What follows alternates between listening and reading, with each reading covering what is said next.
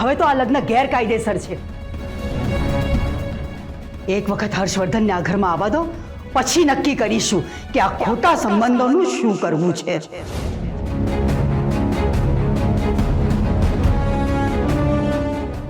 તમે લોકો સારી રીતે જાણો છો કે હર્ષવર્ધનના હાથમાં હવે કશું જ નથી. અરે જ્યારે તમારી દીકરી જ 18 વર્ષની નથી તો એને કાયદેસર રીતે હર્ષવર્ધન પોતાની પત્ની તરીકે કઈ રીતે રાખશે આ ઘરમાં?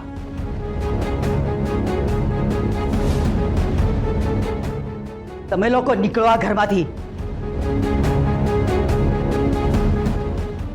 નીકળો અહીંથી. Get out. અમરબા શું છે? હા જુઓ, બહુ મોટો પ્રોબ્લેમ થઈ ગયો છે. શું થયું? ટીવી પરના ન્યૂઝ જુઓ. કાયદાનો રક્ષક જ બન્યો કાયદાનો ભક્ષક. એસીપી હર્ષવર્ધન સિંહના કાળા કૃત્યનો થયો પર્દાફાશ. પ્રમાણિક ઇમેજ ધરાવતા એસીપી હર્ષવર્ધન સિંહે એક નાબાલિગ છોકરી સાથે લગ્ન કર્યાની ઘટના સામે આવી છે. સમાજ સેવિકા અરુણાબેન રાજ્યગુરુ હિંમત દાખવી આ ઘટનાને જનતાની સામે લાવ્યા છે. અમારી ચેનલ અરુણાબેનની આ હિંમતને બિરદાવે છે. અમારા સંવાદદાતા સાથે વાત કરતા એમણે જણાવ્યું કે તેઓ સમાજમાં ચાલતા દૂષણને નષ્ટ કરવા પ્રતિબદ્ધ છે. અમરબા, મીડિયા સુધી વાત પહોંચી ગઈ છે. હવે આપણા હાથમાં કંઈ નથી રહ્યું.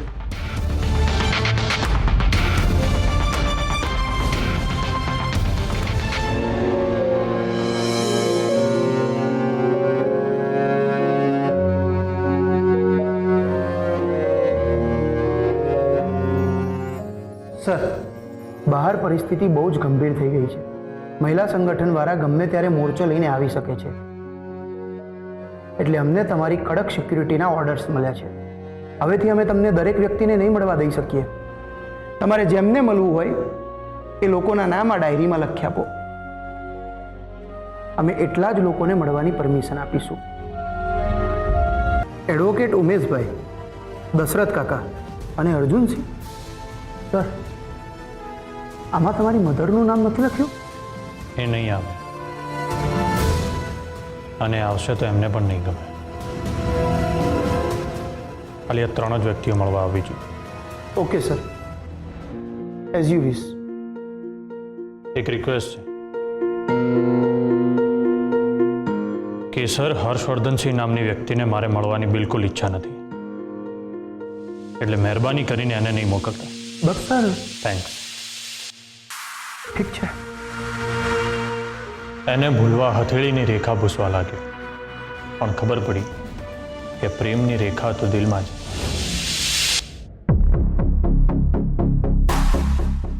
તમારે જે કંઈ પણ કામ હોય એ જલ્દી કહો. તમને ખબર છે ને અમે કોણ છે? માટે જ તો અમે આપને કોલ કરીને અહીંયા બોલાવ્યા છે, ને આપ પણ તાબડતોબ અહીંયા આવી ગયા છો. જી હા, આપના હસબન્ડ પતિદેવ શ્રીમાન દિગ્વિજયસિંહ અમને ખૂબ સારી રીતે ઓળખે છે, અને આપના દિયર માજી એસીપી હર્ષવર્ધન, જેમના કારણે તમારા પતિદેવને જેલમાં જવું પડ્યું હતું, એ પણ અમને ખૂબ સારી રીતે ઓળખે છે. મુદ્દાની વાત કરો. હા, મુદ્દાની વાત કરવા માટે જ તો અમે આપને અહીં બોલાવ્યા છે. આમ તો તમે તમારા પરિવારના મોટા વહુ છો, પરંતુ તમારી વેલ્યુ બિલકુલ નથી. સચ પણ નહીં. જી હા, તમે તમારા પરિવારના મોટા વહુ છો, પરંતુ તમારી વેલ્યુ 101 ના ચાંદલામાં 1 રૂપિયા બરાબર છે. એ રાજભા ભાજભા તારું જે પણ નામ હોય, અમારી સામે મર્યાદામાં વાત કરવા. અને રહી વાત રૂપિયાની, તો કોઈ પણ મોટી રકમમાં 1 રૂપિયો ઉમેરીએ તો એ રકમ શુભ થઈ જાય છે. સાચી વાત છે. વાહ, એકદમ સાચી વાત છે. પરંતુ વેદિકા ભાભી, તમારું આમ અમારી પર ગુસ્સે થવાથી તમારી વેલ્યુ વધી જશે નહીં ને? એ બધું પછી પહેલા અમને એમ કહો કે અમારા ઘરની પર્સનલ વાતો તમને ખબર કેવી રીતે પડી? શું છે વેદિકા ભાભી કે તમારા ઘરમાં, તમારી વાડીએ, તમારા ફાર્મ હાઉસ પર ઘણા બધા નોકર ચાકરો છે. એમ અમારા પણ ઘરે, ફાર્મ પર, વાડીએ ઘણા બધા નોકર ચાકરો છે. એ બધા આપસમાં મળતા હોય છે, એટલે આપસમાં ગોસિપ થતી હોય છે. બસ એ તમારા ઘરની તમામ વાતો અમારા સુધી પહોંચી ગઈ. અને આમ પણ ખાનદાની માણસોના ઘરની ચર્ચા તો આમ ચોરા ઉપર થતી જ હોય છે. પણ તમે એમ ના સમજતા કે અમારી તમારા ખાનદાન સાથેની દુશ્મની છે, માટે અમે આપને આ કહી રહ્યા છીએ. ના, બિલકુલ નહીં, બિલકુલ નહીં. દિગ્વિજયભાઈ એટલે કે તમારા પતિદેવનું અમે ખૂબ માન અને સન્માન કરીએ છીએ. જી હા, 1-1.5 વર્ષ પહેલા જો આપને જાણ હોય તો ગામમાં ખેતીવાડી અને ઔદ્યોગિક વિકાસ માટેનો બહુ મોટો પ્રોગ્રામ થયો હતો, જેમાં અમે એટલે કે રાજભાઈ તમારા પતિદેવનું શાલ ઉડાડીને સન્માન કર્યું હતું. અને રહી વાત તમારા સાસુ એટલે કે અમરબા, બહુ મોટા બિઝનેસ વુમન છે અને સાથે સમાજ સેવિકા પણ. અમે એમનું પણ ખૂબ માન અને સન્માન જાળવીએ છીએ, ખૂબ રિસ્પેક્ટ કરીએ છીએ. પણ તમારા દિયર જરા વાંકા ચાલતા હતા. માજી એસીપી હર્ષવર્ધન પોતાની વર્દીની ખોટી ગરમી બતાવતા હતા. એક ઝાટકે એમની વર્દી ઉતરાવી દીધી. એ પણ ટાઢા પડી ગયા, ઠંડા થઈ ગયા. અને રહી વાત તમારા વેવાઈ વિક્રમસિંહ, જેની ઓકાત પણ નથી તમારી સામે ઊભા રહેવાની. અને તમે એની દીકરી કેસરને તમારા ઘરની પુત્રવધુ બનાવી દીધી. હું જાણું છું વેદિકા ભાભી કે કેસર તમારી આંખમાં પડેલા કચરા બરાબર છે, અને એ કચરાને અમે એટલે કે રાજબા કાઢી શકે એમ છે.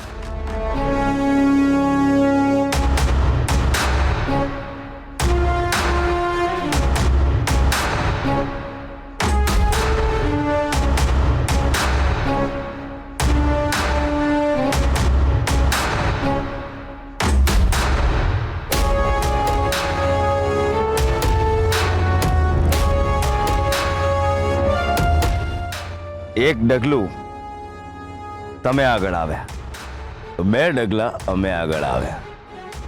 બસ આમ જ એકબીજાને કોઓપરેટ થતા રહેવાનું છે. ને હવે વાત કરીએ આપણે કેસરની. જો એને તમારી લાઈફમાંથી દૂર કરવી હોય તો તમારે મારું એક કામ કરવું પડશે. શું? કે કેસર તમારા ઘરની, તમારા પરિવારની નાબાલિગ પુત્રવધુ છે. તમારા પરિવારમાં લગ્ન કરીને આવ્યા બાદ તમારી સાસરી પક્ષમાંથી એને કેટલો ત્રાસ આપવામાં આવી રહ્યો છે એની તમારે પબ્લિસિટી કરવી પડશે. વાહ, અમારા દેરાણીને અમારી લાઈફમાંથી તમે બહાર કાઢશો એ સાંભળીને અમે તમારી મદદ કરવા તૈયાર થયા હતા, જ્યારે તમે તો એમને સિમ્પથી બતાવી રહ્યા છો. અમારા ઘરમાં એમને કોઈ ત્રાસ નથી આપતું. એ તમે જાણો છો, હું જાણું છું, પબ્લિકને ક્યાં જાણે છે. જો આ વાત જાહેર જનતાને ખબર પડશે, વુમન રાઇટ્સ વાળાને જાણ થશે કે એક નાબાલિગ છોકરીને પરણાવીને પોતાની સાસરીમાં લાવીને સાસરી પક્ષવાળા કેટલો ત્રાસ ગુજારી રહ્યા છે, તો આ કેસ કેટલો સ્ટ્રોંગ થઈ જશે. હા, વેરી સ્ટ્રોંગ. આપી દો જાહેરમાં એક નાનકડું સ્ટેટમેન્ટ. That's it. તમારી વાત તો બરાબર છે, પણ તમારું આ કામ અમે નહીં કરી શકીએ. શું છે કે અમારા પરિવારની આબરૂ પર અમે ડાઘ લગાડી અને ખાનદાની વહુની ખુરશી નહીં મેળવી શકી. ને અમે અમારા સાસુના પણ દુશ્મન થઈ જઈશું. માટે આ કામ અમે નહીં કરી શકીએ.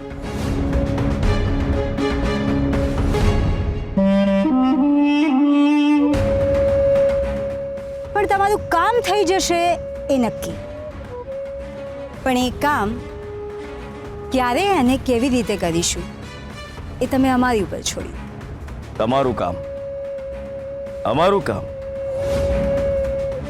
નહીં, આપણું કામ. આપણે આમ જ એકબીજાને કોઓપરેટ થવાનું છે. વેદિકા ભાભી એટલે આપણું કામ એમ બોલવાનું.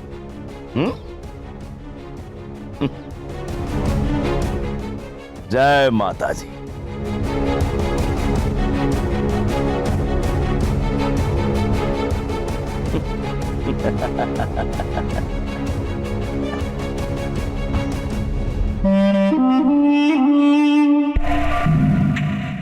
Hello mummy.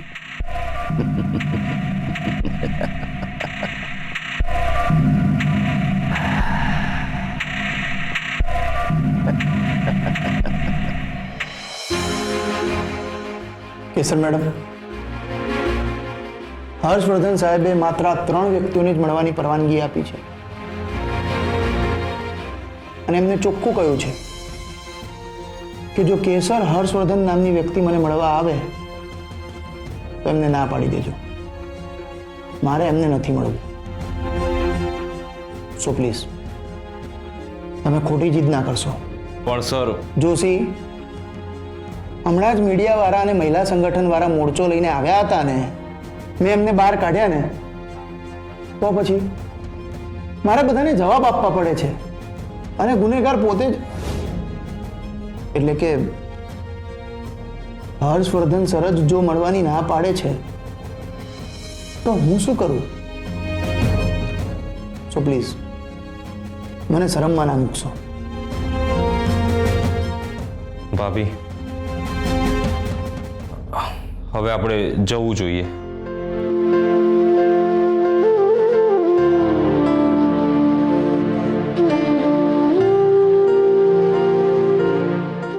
કેસર, જીજુ,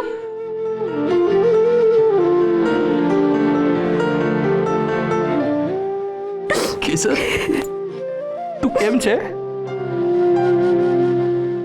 તું ટેન્શન ના લેતી. હા, બધું ઠીક થઈ જશે હે ને?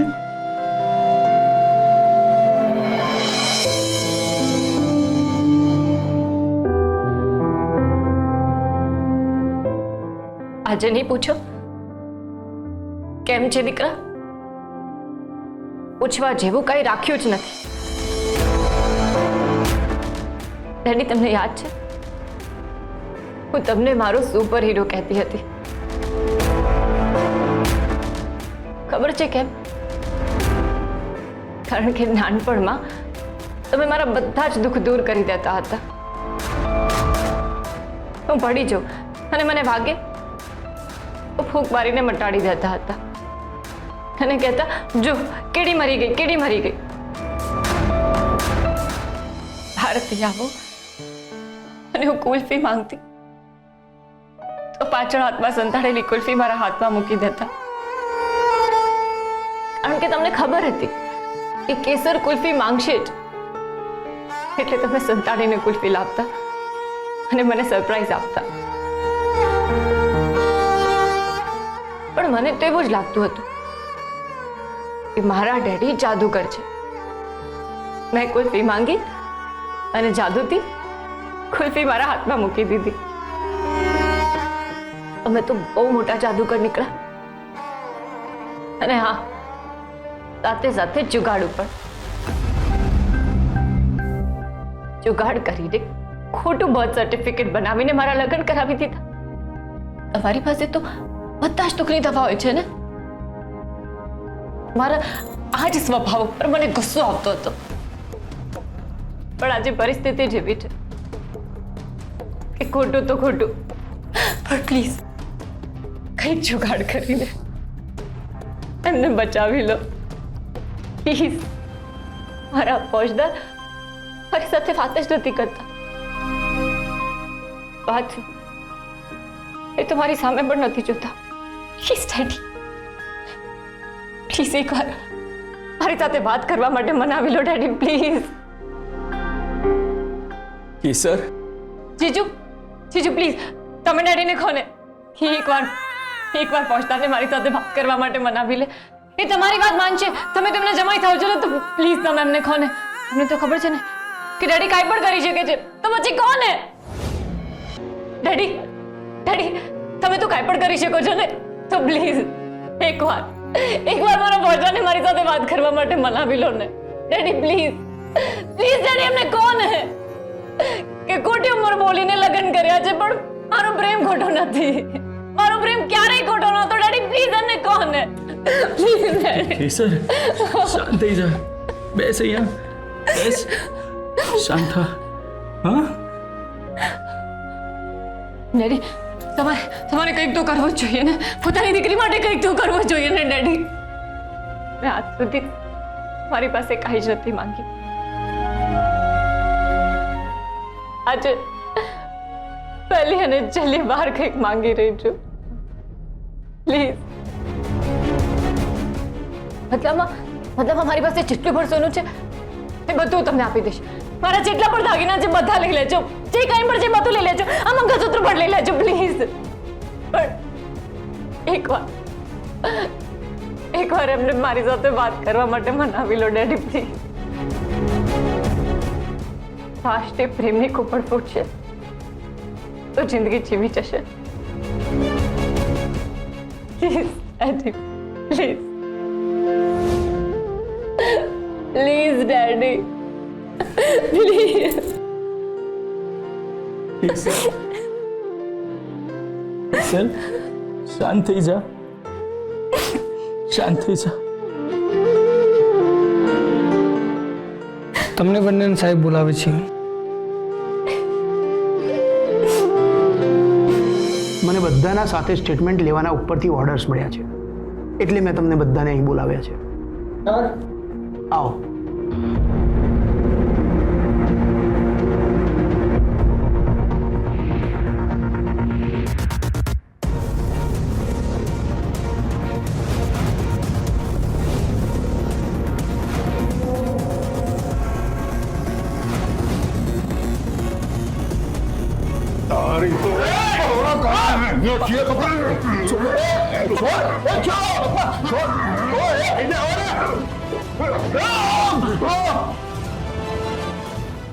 આ શું છે સાહેબ?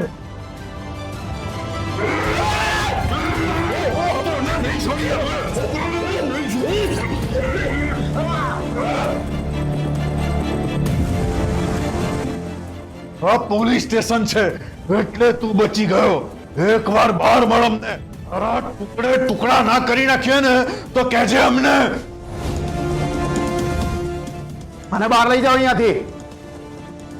ઇન્સ્પેક્ટર, આ પોલીસ સ્ટેશન છે, તમારું ઘર નથી. તારા કર્મોનો હિસાબ તો અમે કરીશું. અમે જ કરીશું તારા કર્મોનો હિસાબ.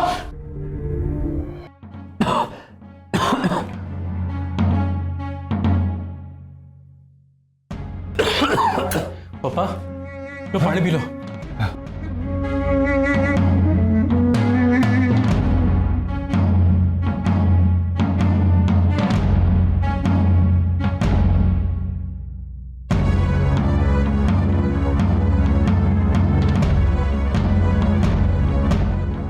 હર્ષવર્ધનસિંહજી, જે કંઈ પણ થયું ને એને ભૂતકાળ સમજીને ભૂલી જાઓ. થોડાક જ સમયમાં કેસર હવે બાલિક થઈ જશે. આપણા ઘરની મેટર છે ને, તો આપણે શાંતિથી બેસીને એનો નિકાલ લાવીએ છીએ ને. હા, તમે તમારી ઓળખાણનો ઉપયોગ કરો.